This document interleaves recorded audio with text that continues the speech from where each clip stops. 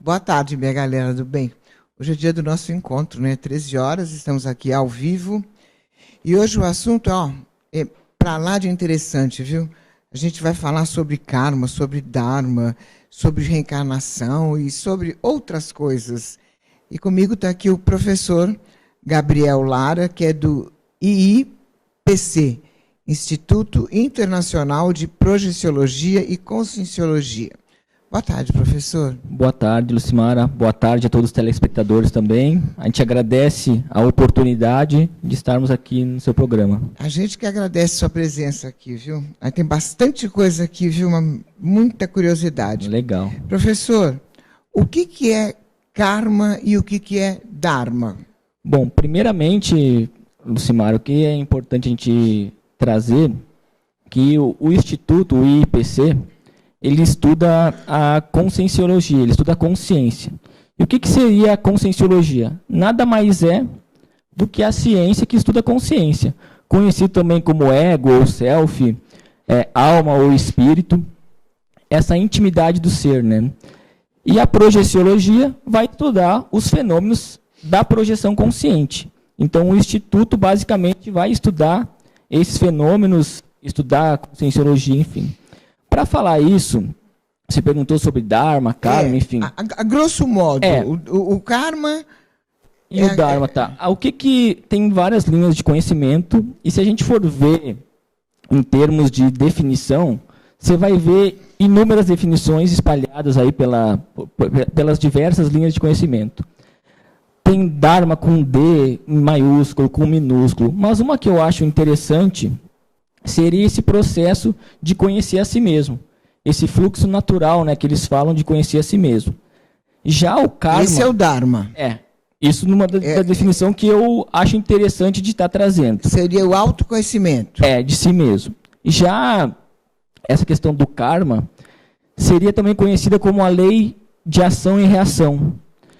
Pensa numa questão seguinte, se eu jogo uma bola na parede forte, ela vai voltar forte. Se eu jogo fraca, ela volta fraca. Então, a força que eu jogo uma bolinha na parede, por exemplo, é a força que ela vai voltar. Isso é conhecido como karma, essa questão da ação e reação. Então, tudo que eu faço hoje vai repercutir no meu futuro. Isso é certo. E aí tem inúmeras outras possibilidades, mas é aquela questão da ação e reação que a gente traz, né? Da causa e efeito também. E é possível mudar o karma para o dharma? Existe isso? Como? O que eu penso a respeito disso é o seguinte, quando você começa a ir para o âmbito, e uma das coisas que, digamos assim, são os pilares que a gente trabalha na conscienciologia, é a questão da autopesquisa. Então, cabe ressaltar aqui para você, para os telespectadores, que não acredite em nada no que eu estou falando. Nem o que a gente falar no IPC, enfim, tenham suas próprias experiências pessoais. Aquele negócio, não vá no meu bico. Tenham as suas próprias experiências pessoais, porque quando você pega as informações e coloca em prática, você vai conseguir realmente ver, não, isso tem sentido, isso não tem, preciso pesquisar mais, que aí a gente realmente faz ciência quando a gente faz isso. Mas respondendo a sua pergunta, Lucimara, o que eu penso a respeito disso é o seguinte, tem muita gente que fica muito preocupada com uns problemas. Porque eu tenho isso de problema, porque eu tenho aquilo, porque eu tenho aquele outro, porque eu não quero ter problemas. Eu quero só coisas boas na minha vida. Eu não quero ter esse karma, eu não quero... E não muda nada na sua manifestação, mas só quer que as coisas aconteçam da melhor forma possível. O que eu penso disso é que a gente tem que conviver bem com isso. Porque os problemas, as questões da nossa vida vão ocorrer sempre. E o mais importante é a gente estar nesse fluxo de nos auto-pesquisar e melhorar cada vez mais. Porque se você for parar para pensar, todos nós, sem exceção, nós temos inúmeras qualidades. Mas a gente tem defeitos também. Você concorda? Com certeza. Só qual é o ponto disso? Normalmente, a nossa tendência é a gente ficar focando nos defeitos e não nas qualidades. Então, uma pessoa, vamos pegar um exemplo do nosso convívio, ela faz um monte de coisa boa, faz 1000 coisas boas.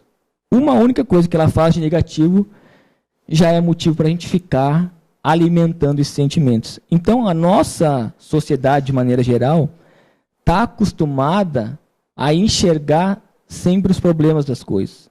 E alguma coisa que acontece, que nem eu dei o exemplo dessa bola que você jogou forte, ela voltou forte. Às vezes é uma coisa que você tem, que você pode reciclar essa condição aí. Ela surgiu para você aprender alguma coisa com ela. E não simplesmente apareceu porque alguém mandou ou porque você não é merecedora. Simplesmente alguma condição que está acontecendo na sua vida para você melhorar a si mesmo. Então eu penso que esse é, digamos assim, o fluxo natural das coisas. É para evoluir. Perfeito. Professor, o que é uma missão de vida? E como que a gente faz para saber qual é a nossa missão? Como que é? Legal. Tem um neologismo, que toda ciência nova traz um conceito novo, um neologismo. Então, se por acaso eu falar alguma palavra que vocês não entenderem, por favor, pergunte que eu explico. Tem um conceito na conscienciologia que chama PROEX, Programação Existencial, ou essa missão de vida. O que seria isso? Nada mais é do que uma preparação, é o seu planejamento.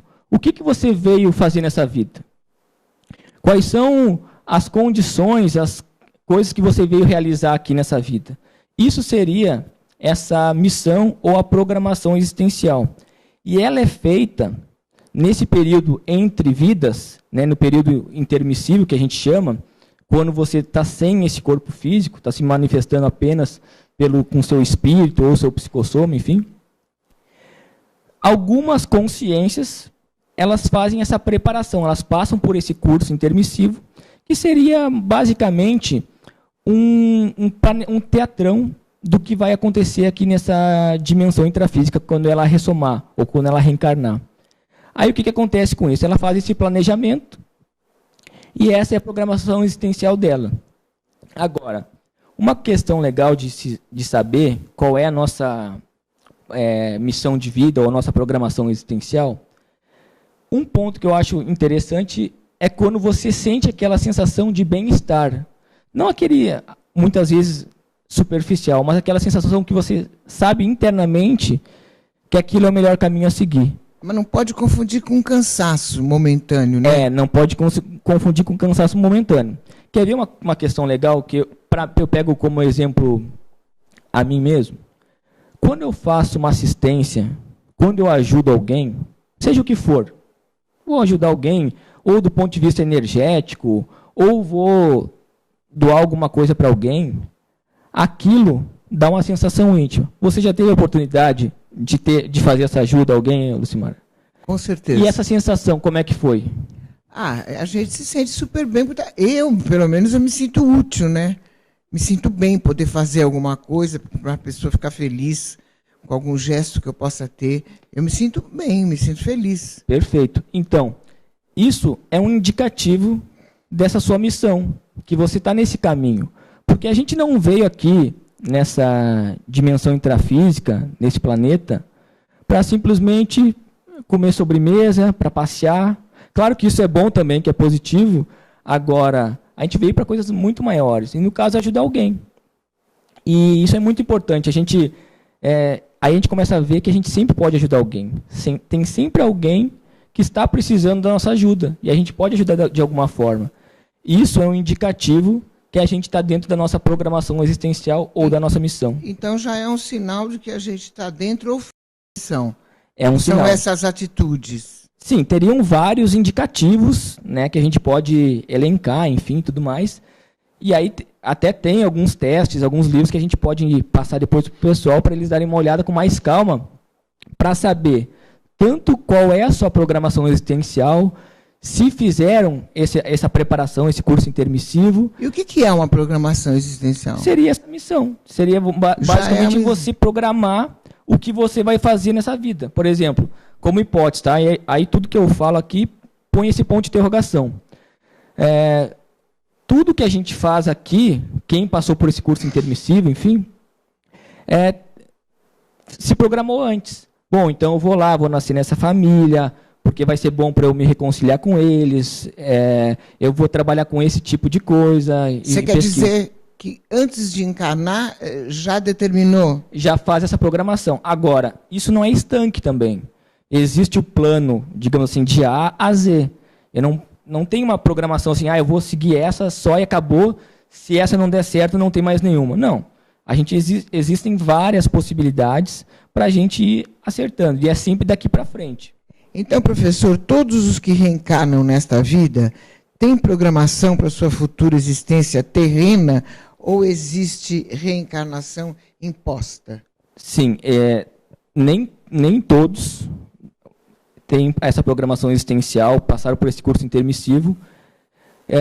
E aí existe muitas vezes essa programação, essa reencarnação imposta, que é a pessoa, no caso, que não está com muito discernimento, não está com muita lucidez, para poder elaborar, para poder planejar, para poder pensar diferente. Então ela está em, às vezes, condições extrafísicas, digamos assim, um pouco mais prejudicadas, que não permitem ela fazer esse planejamento, passar por esse curso intermissivo, e aí ela só vem, reencarna, aí é que a gente chama de ressoma, né? E assim vai nesse fluxo, até ela começar a ter lucidez.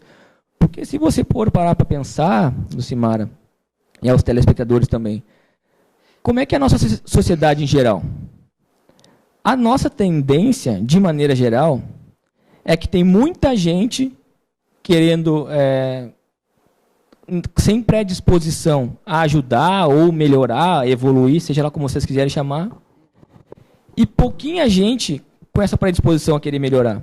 Então, normalmente, o nosso planeta aqui é mais hospital do que escola. As pessoas têm mais gente doente, no sentido desse processo de evolução e tudo mais, do que realmente gente disposta a arregaçar as mangas, se auto-pesquisar e querer melhorar, querer fazer algo de útil, né? Porque hoje a gente vê essas questões das robotizações e tudo mais, que a pessoa, se não fica atenta, ela só vai no fluxo, né? Então ela segue o que a mídia fala, segue o que... e não se encontra muitas vezes, né? É só o passar o tempo. Então, e a gente estava falando nessa postura, né? Que a gente tem que ter atitudes que façam bem, né? Para as pessoas, para você ajudar o próximo, ter amor ao próximo. Mas existem pessoas que são tão más, e tudo dá certo. Tudo flui de uma maneira correta. O que significa isso? Bom, primeiro, a gente tem que analisar uma coisa. O que seria mal e o que seria bom? Isso é uma condição relativa, até porque a gente tem que ver. Mal, por exemplo, uma pessoa que prejudica as outras no trabalho. Perfeito. Que criam situações desagradáveis para que essas pessoas fiquem constrangidas, até dispensadas do trabalho. Pessoas que são do mal, tem. E nada acontece. O que eu vejo assim, que a nossa tendência é pensar muito a curto prazo. Aquilo que eu te falei da bola, né? Você joga, todas as atitudes que a gente faz, a gente sabe que volta de uma forma mais rápida, ainda mais esse milênio, não é isso? Agora, o mais importante é nós, enquanto autopesquisadores de nós mesmos, a gente começar a avaliar o seguinte, não é ser ingênuo e dizer, não, essa pessoa não está fazendo coisas erradas, enfim, não é isso. Mas avaliar também o que motivou essa consciência, essa pessoa, a ter essas atitudes. Porque se a gente for ver, no fundo, ela é a que mais sofre. Normalmente, essa pessoa, por N situações de outras vidas dessa, o que for, ela criou essa visão, essa barreira dela, e ela aprendeu assim. É a única maneira que ela acha de tentar ser feliz. Mas, na realidade, quem mais sofre, normalmente, são essas pessoas. Então, se a gente começar a ver o outro lado, o que motivou ela, e como que eu posso ajudar essa pessoa, a vida muda. Aí a gente passa também a avaliar da seguinte forma. Vamos supor que no nosso trabalho, os telespectadores, enfim, na nossa casa, aconteceu uma situação que eu não gostei. Eu olhei lá, pô, que coisa, né? Essa pessoa aprontou comigo, ela falou que eu não gostei, ou ela teve alguma atitude, uma postura que eu não gostei. Um exercício legal que eu acho interessante é o seguinte. O que tem nele ou nela que reflete em mim que eu não gosto? Quando a gente toma essa atitude, essa postura, a gente começa a olhar para nós. E ao invés de ficar apontando o dedo para o outro, a gente passa a olhar para nós. Não, peraí. Então, se me incomodou isso, é porque tem alguma coisa em mim que eu tenho que mexer. Aí muda todo o sentido dessa questão que a gente estava falando da assistência. Você começa a querer ajudar mais os outros e não fica preocupado se o outro falou bem ou mal de você, se ele fez ou não fez algo contra você. Volto a dizer, a gente não pode ser ingênuo de não achar que tem pessoas que estão mal intencionadas. Mas, são do mal. Infelizmente tem. A gente pode dizer que elas estão menos lúcidas para o processo evolutivo. A gente pode dizer. E você pode chamar de mal, se você quiser. Enfim, é mais uma questão, como a gente vinha falando antes, a gente olhar de maneira mais abrangente essa manifestação dessas consciências aí. Porque se você for pensar, nessa vida atual, ela está na melhor versão dela. Nós também. Nós estamos na nossa melhor versão. Comparando com as outras vidas, a gente é a nossa principal vida, a nossa melhor vida. E as mais para frente, a tendência é que a gente melhore cada vez mais também. Eu acredito que realmente tudo tem um porquê. Tudo tem um porquê. A gente pode entender mais tarde. Agora, que tem pessoa terror, tem. Tem. Agora eu quero falar sobre um personagem que eu adoro. É verdade que temos anjos amparadores que nos ajudam a cumprir a nossa jornada terrena? Olha, isso é uma coisa interessante de falar, porque quando a gente fala em parapsiquismo, fala em sensibilidade, mediunidade, sempre vai depender da interpretação de cada um. Se nós formos analisar esse copo que está na sua frente, eu vou analisar de uma forma, você vai analisar de outra. Concorda? O parapsiquismo é a mesma coisa. Cada consciência, cada pessoa vai ter uma interpretação para aquele fenômeno. Então, do ponto de vista que você falou de anjo da guarda, é um tema, um termo, enfim, que a gente conhece, mas é um termo já passado. A gente utiliza a linguagem, enfim, de amparadores. Por quê? O amparador é uma consciência técnica em fazer assistência. Então, esse amparador, se você está predisposta ou predisposto a fazer assistência, a ajudar os outros, vai ter amparo lá te auxiliando nesse processo. O amparador não é aquela consciência que vai estar atrás de você, não, faz isso, faz aquele outro. Isso está mais ligado ao processo de guia cego ou guia almaurótico, que é aquela consciência que tem a boa intenção de te ajudar, ela quer te ajudar, às vezes é um familiar que já morreu, que já dessomou, descartou o corpo físico, e ele está bem intencionado para te ajudar, mas ele não tem aquela visão de conjunto como o amparador para poder te ajudar. Então, se você for comparar, o amparador é um técnico na assistência, e onde tiver assistência, vai ter amparo. Aí vem a questão da gente sair da nossa visão, muitas vezes egóica, e falar, não, peraí, quem está precisando de ajuda? Eu não estou pensando em mim, quero ajudar os outros. E eu vou, independente se eu vou ter alguma questão em troca, se vai vir amparo ou não, eu vou lá e me predisponho. Você vai perceber que tem assistência, tem amparo nesse processo. Aí voltando à questão que você falou do anjo da guarda. Pela nossa interpretação, muitas consciências, muitas pessoas, às vezes têm uma projeção, uma viagem astral, saem fora do corpo, que toda noite a gente faz isso, depois que você quiser a gente pode aprofundar nisso.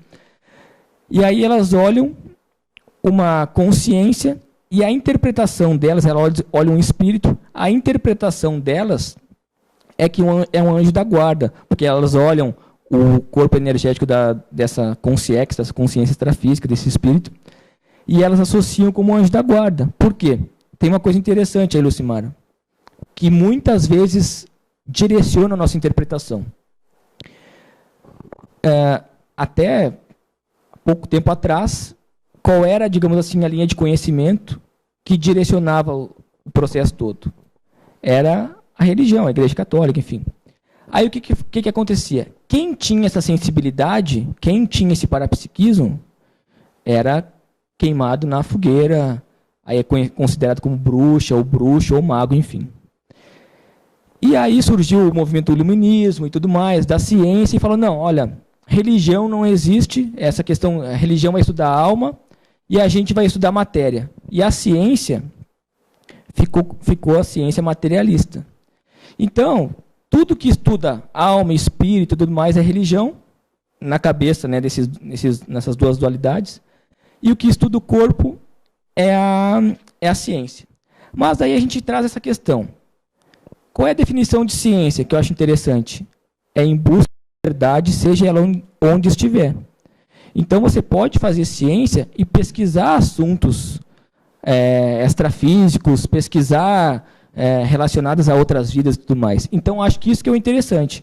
Mas, muitas vezes, pela nossa visão, ou ser ciência materialista, ou ser religião, a gente interpreta de uma maneira ou de outra.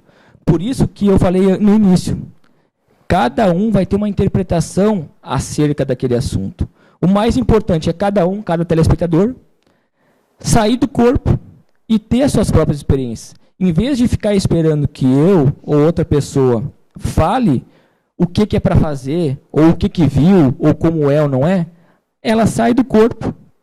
Ou seja, o espírito sai do corpo, deixa o corpo físico descansando, e ela sai através desse psicossoma, ou do espírito, enfim, e ela tem as suas próprias experiências. Aí ela pode ter contatos com outras consciências, com espíritos, e ela comprova para ela mesma isso daí. Tá. Nós vamos falar disso já já. Legal. Mas antes eu queria saber, existem espíritos negativos que ficam atrapalhando a sua jornada? No espiritismo eles chamariam de encosto. Depois, o professor Gabriel Lara, ele vai responder já já. Daqui a pouquinho a gente vai voltar com várias perguntas dos internautas que já estão aí. Qualquer dúvida, demaistv.com.br. Professor Lara responde, tá? Até já.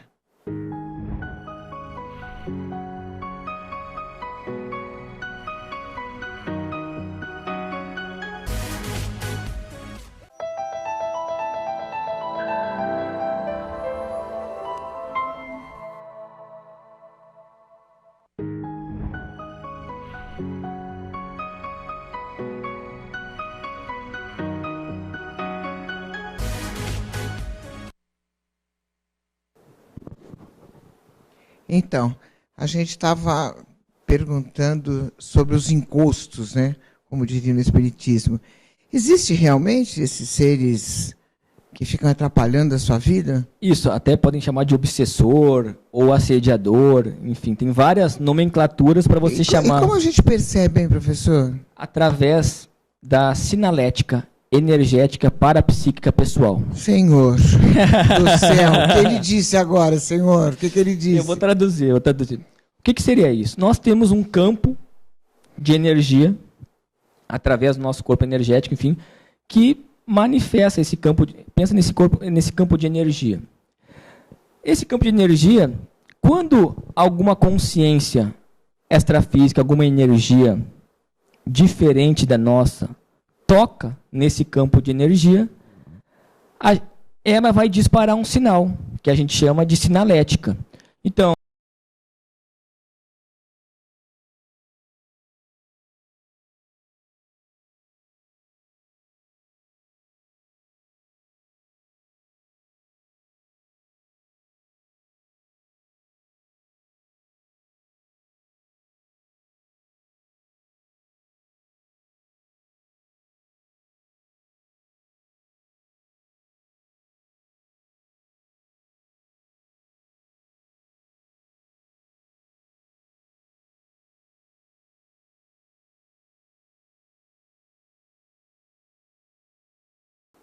é tal consciência que está relacionada àquele processo. Aí, tá, mas o que eu vou fazer com isso? Como que eu vou me proteger? Como que eu vou ficar mais atento? Tem uma técnica que a gente fala, que é o estado vibracional. Como é que é esse estado vibracional? Até quem quiser procurar na internet, pode colocar a mobilização básica de energias, que vai ver essa técnica aí descrita, né? Enfim. Mas nada mais é do que, desse circuito fechado, é você concentrar a sua energia no alta cabeça e direcionar, passando por todos os seus chakras, até chegar aos pés. E você faz esse circuito fechado até chegar numa velocidade e numa ressonância que vai atingir esse seu estado vibracional. Todos esses seus chakras vão vibrar e vão fazer esse desbloqueio. Qual é o legal disso? Porque você é perceptível do ponto de vista energético. Então, se eu percebi, sei lá, alguma coisa ruim, uma dor de cabeça, o que for, pode ser físico, não vamos descartar isso aqui, mas pode ser extrafísico. Ou pode ser de uma pessoa que está na sala e eu estou sentindo a dor de cabeça dela. Você mobiliza suas energias, não precisa falar para ninguém que você está trabalhando com as suas energias, você fica bem e melhora o ambiente. E aí qual é o legal disso? Vamos fazer uma analogia do chão. Quando o chão está sujo, um fiozinho de cabelo a mais que cair, você não vai perceber, concorda? Concordo. Se o chão está limpo, um fiozinho de cabelo que caia, você percebe. A gente percebe. Assim são com as nossas energias. Quando a gente está com as energias mais travadas, bloqueadas, o que vem, uma a mais ou a menos, energia de fora, a gente não vai perceber. Agora, se a gente está com as nossas energias em dia limpas, digamos assim, qualquer toquezinho você percebe. Aí vem a questão da sinalética. Eu não sei se eu fui claro. Foi. Mais ou menos. Tem até um livro que chama, a gente tem no Instituto, Mapeamento da Sinalética. Então, se alguém tiver interesse, tem pela internet também, quem quiser pesquisar, pode dar uma aprofundada nesse assunto. Professor Gabriel, agora tem umas perguntinhas aqui. Olha, tem uma design que é a Darte, de Santo André. Beijo para você, Darte. Obrigada, viu? Ela pergunta o seguinte: existem pessoas que desencarnam por estar fora da missão de vida. É vero isso? Como é que funciona isso? Você tem uma programação existencial, você tem uma missão de vida, tá? Planejou, tudo certo, e a gente lembra dos planos de A a Z. Aí, eu estou sendo um pouco irresponsável. Quer um exemplo? Vou beber e dirigir. É a coisa mais fácil de dar acidente de percurso, é na direção, e você bebendo e dirigindo, imagina, é prato cheio para o assédio, né, que você falou antes ali. Exato. Então, pode acontecer sim. E a responsabilidade da pessoa, não tem alguém que fica dizendo, não, eu vou te salvar dessa. Não, é ação e reação, né, que a gente falou antes. Então, pode acontecer sim. Entendi. Tem uma pergunta que eu acho interessante aqui, que é do estilista Lucas Vasconcelos, lá do Bom Retiro. Ele diz assim: professor, nos planos astrais, quem planeja a nossa jornada evolutiva aqui na Terra?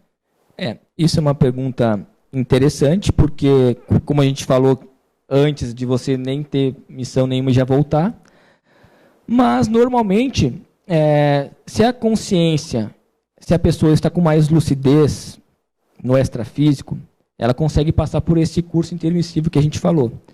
Então, junto com algumas consciências técnicas que a gente falou, os amparadores, enfim, ela faz essa programação da vida dela. Então, ela diz, ela coloca ali os detalhes, o que vai ser, acerta, digamos assim, os detalhes, para ela poder ressomar e procurar otimizar ao máximo essa vida intrafísica dela. Então, a gente faz esse planejamento, mas sempre dependendo do nosso nível de lucidez. A gente sempre, quanto mais lúcido você está, por isso que eu chamei a atenção para as experiências fora do corpo, para o trabalho com as energias, porque isso é lucidez. Você começa a ficar mais maduro, mais lúcido, e você tem mais autonomia. Porque quanto mais lucidez você tem, maior é a sua autonomia. Entendi. Tem mais uma aqui lá de Morungaba agora, né? A galera de Morungaba está sempre com a gente. Mazinha, Marola, beijão para vocês. Quais os sentimentos de uma pessoa que sai fora da sua missão de vida? Muito interessante essa pergunta, porque tem um pesquisador, não sei se vocês já ouviram falar, que ele chama Viktor Frankl. Ele é um psicólogo e ele viveu num campo de concentração em Auschwitz, judeu ele, né? E aí ele foi para esse campo de concentração e ele começou a identificar 2 tipos de prisioneiros. Aí tem tudo a ver com essa questão de missão de vida, de programação existencial que você estava falando. Ele começou a ver 2 tipos de prisioneiros, e ele era prisioneiro também. Tinha uns que ele considerava mais fortes e outros que ele considerava mais fracos. Ambos tinham as mesmas condições. Então, eles carregavam pedras o dia inteiro no frio, abaixo de zero, na neve, enfim. Comiam uma água quente por dia, que chamavam de sopa. Por sorte, às vezes, conseguiam um pedacinho de pão.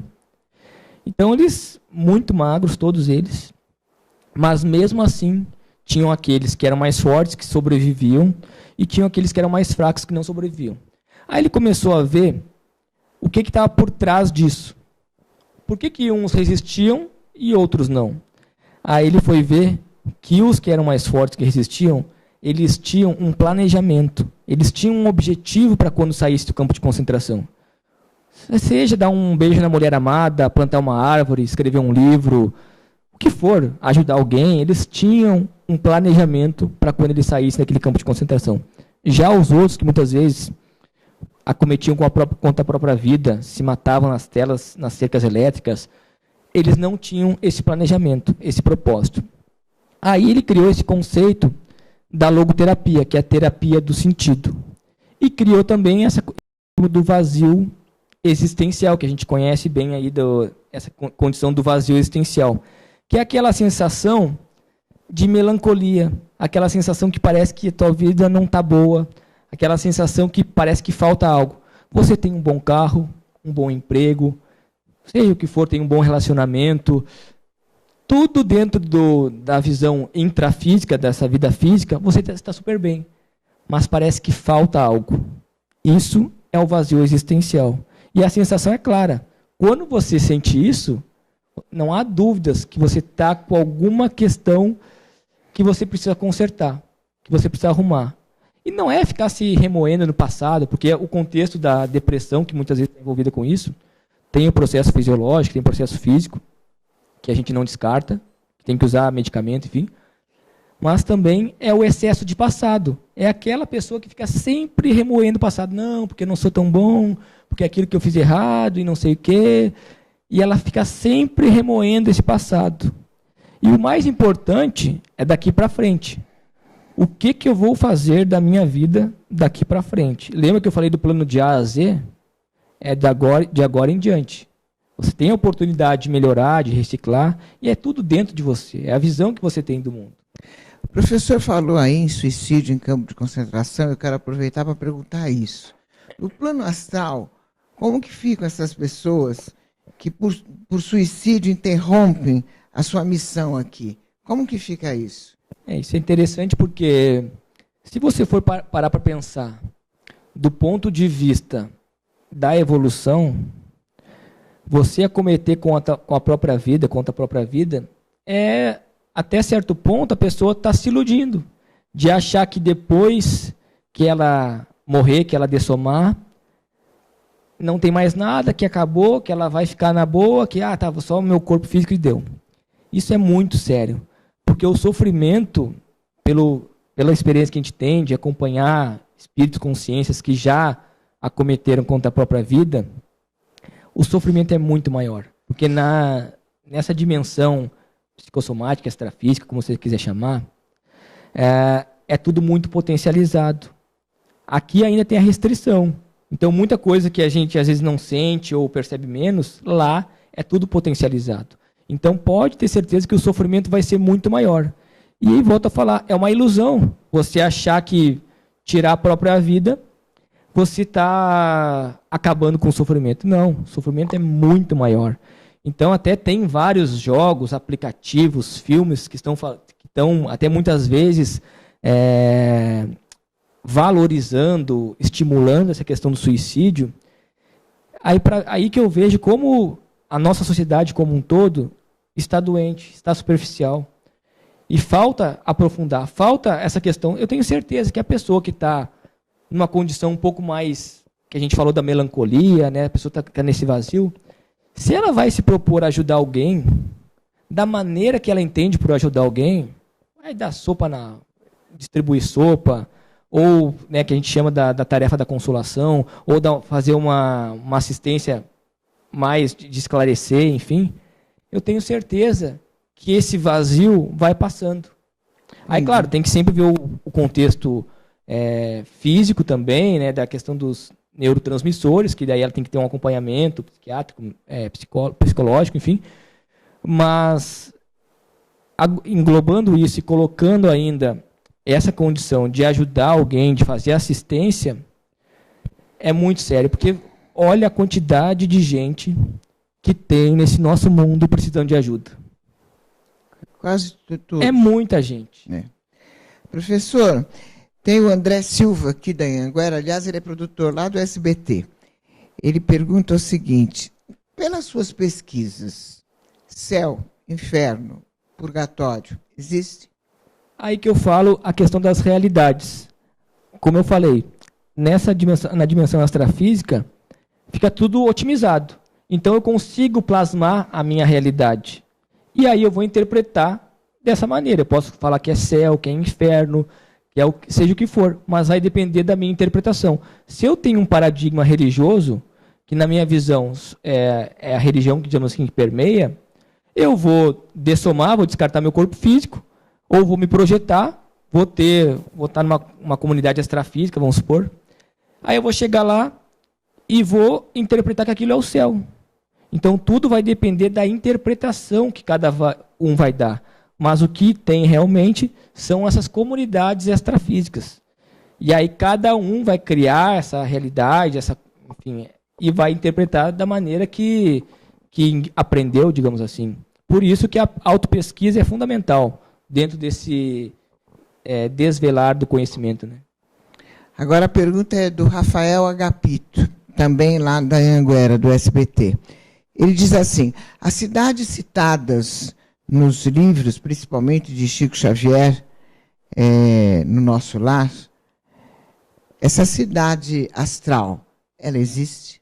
Ela existe, até tem filme também sobre o assunto, que chama Nosso Lar, né? Que aí quem quiser aprofundar pode ver o filme, ler o livro também.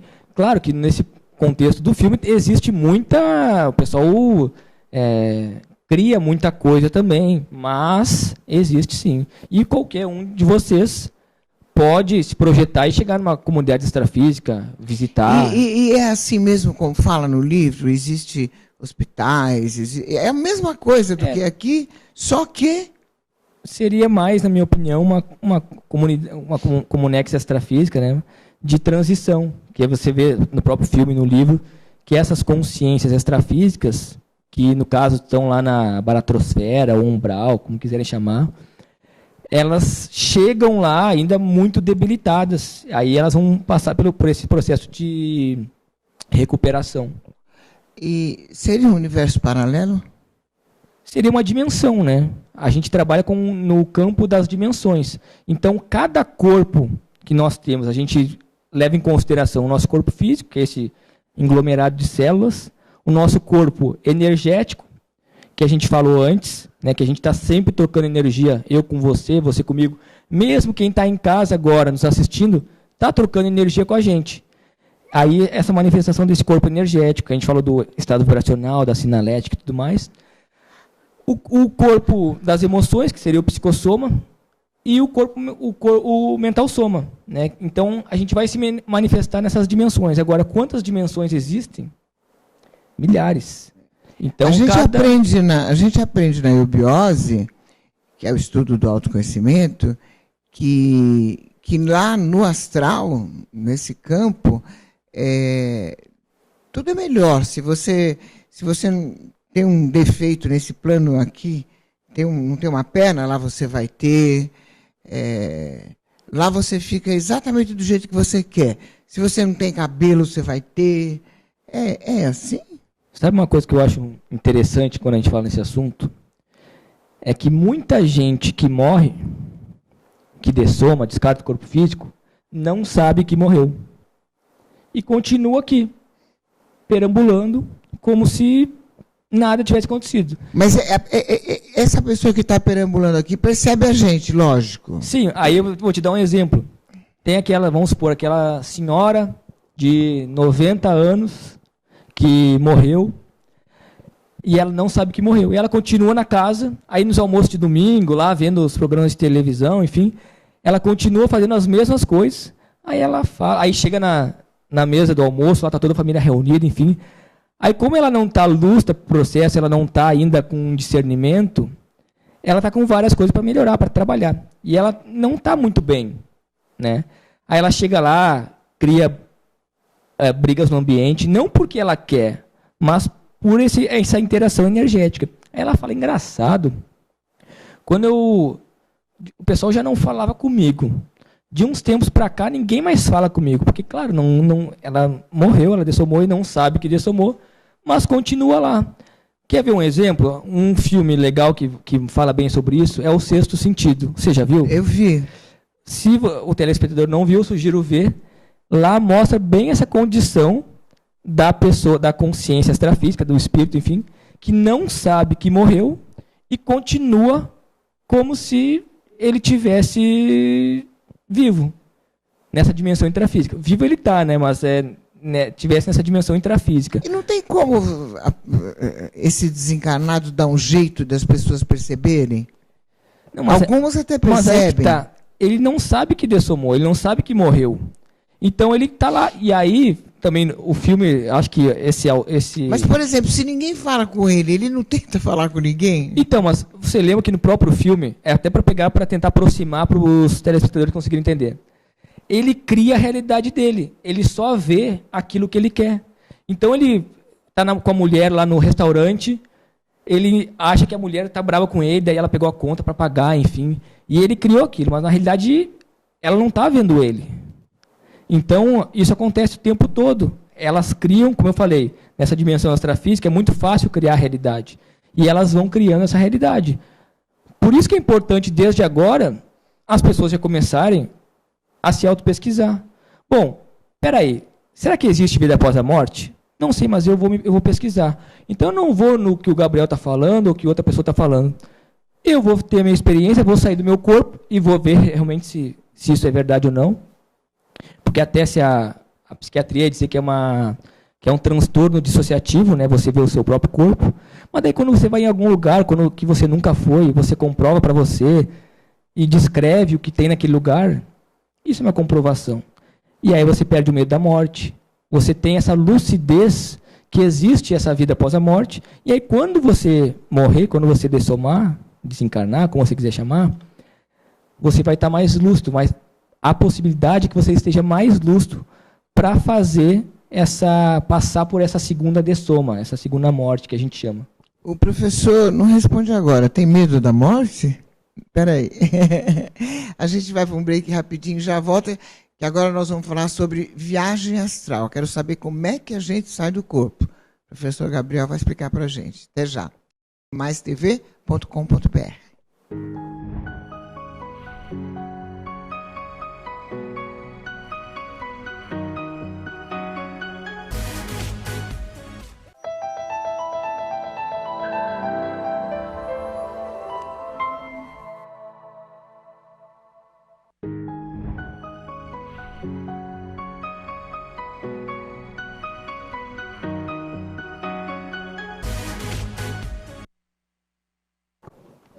Então, tá gostoso o papo, né? Agora eu tô curiosa, que eu quero saber, eu posso sair do corpo? Como que eu posso sair do corpo? Legal. Você tinha perguntado também a questão do medo da morte, né? Tem medo da morte? Não, hoje eu não tenho mais. Mas tinha? Tinha.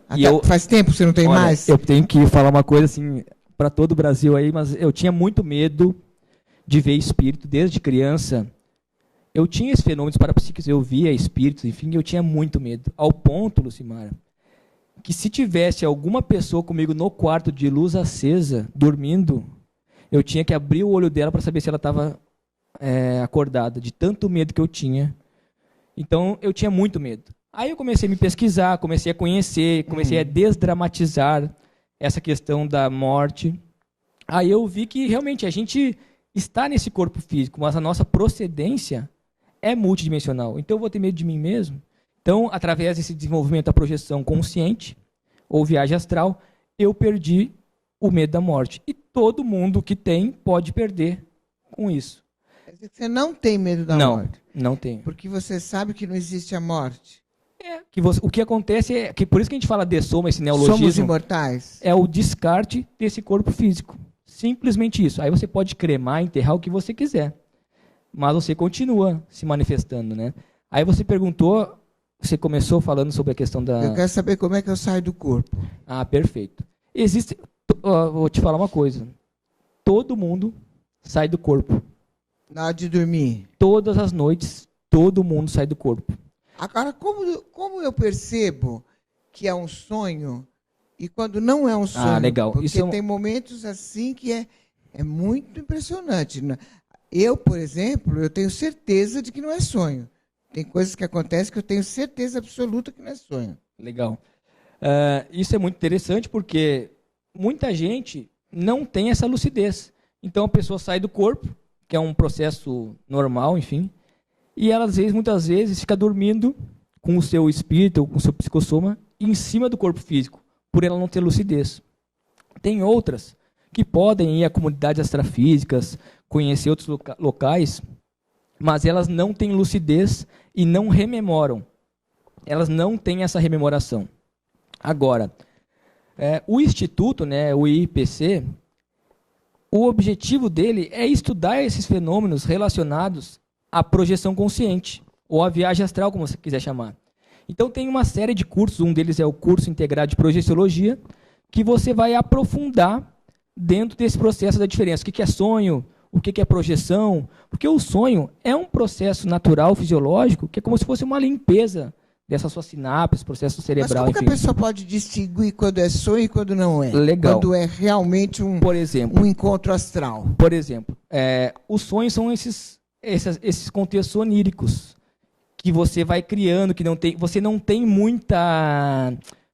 você não tem percepção e você não tem muito controle sobre isso. Você não consegue direcionar os seus movimentos, por exemplo. Quando você se projeta com lucidez, você tem a certeza... Você pode volitar, você pode voar, você pode fazer o que você quiser, né, do ponto de vista com essa interação. Claro, daí você começa a mapear e fala assim, peraí, vamos aproveitar esse tempo que eu estou aqui e vamos ajudar os outros, em vez de ficar... Né, claro que é legal a experiência e tudo mais, mas o mais importante é você aproveitar esses momentos para ajudar os outros. Agora, uma coisa importante que você tem que fazer, que eu sugiro para todo mundo, é anotar. Pega um caderninho e toda noite anota. Qual é a temperatura que você estava antes de dormir, qual é o dia e tudo mais. Assim que você acordar... sim, eu anoto, mas aí eu não sei. Isso, mas aí você vai anotando, não anota na hora. Vai chegar um momento que você vai começar a compilar esses seus estudos e você vai chegar à conclusão para você mesmo. Agora, quando você tiver uma projeção lúcida, quando você realmente vê, por exemplo, seu corpo deitado na cama, ou você, enfim, tiver essa lucidez mesmo, não vai faltar dúvida, não vai sobrar dúvidas para você. Você vai lá, realmente eu tive uma projeção consciente. Isso é nítido para você. Agora, tem aquela projeção semilúcida, que você não sabe se está projetado ou não, então, isso pode ocorrer e aí que confunde muitas vezes com esse processo do sonho, como eu falei, que dentro desse ciclo do sono acontece também. Agora, a melhor maneira é você pesquisar. Uma coisa que ajuda esse estado vibracional que eu falei, você começar a fazer esse estado vibracional com o objetivo de sair do seu próprio corpo, de se projetar, ele pode desencadear isso, porque você começa a fazer esse desbloqueio e ocorre essa descoincidência do seu psicossoma, do seu espírito. Então, isso é uma técnica legal também. Eu, particularmente, professor, eu já sonhei assim com algumas pessoas mortas, queridas, e eu tenho certeza absoluta que eu encontrei. Não era sonho. Eu encontrei. Perfeito. E assim, Lucimara, o mais importante que a gente vê não é o que eu vou dizer, o que o outro vai dizer, é o que você percebeu. Você teve aquela sensação íntima que aquilo era realmente uma projeção, e é isso que é o importante. Não cabe a nós ficar dizendo, não, porque isso não era ou era. Agora, porque essa certeza íntima você está com ela. E aí você vê como é que você sentiu depois, como é que foi, você começa a compilar essa série de coisas. Como é que foi o contexto e tudo mais. Então, isso é muito legal, você ter esse estudo aprofundado a respeito do assunto. Agora, para a pessoa sair do corpo, é preciso iniciar com uma meditação, ou não? Não, na realidade, como eu falei, é um processo natural, fisiológico. Processo natural. Toda noite você vai sair do corpo. Agora, essas técnicas que eu falei de anotar, do estado vibracional, vão te ajudar a você ter uma maior descoincidência. Então, você pode, por exemplo, perceber só que descoincidiu a para-cabeça, ou para-braço, ou a para-perna, enfim.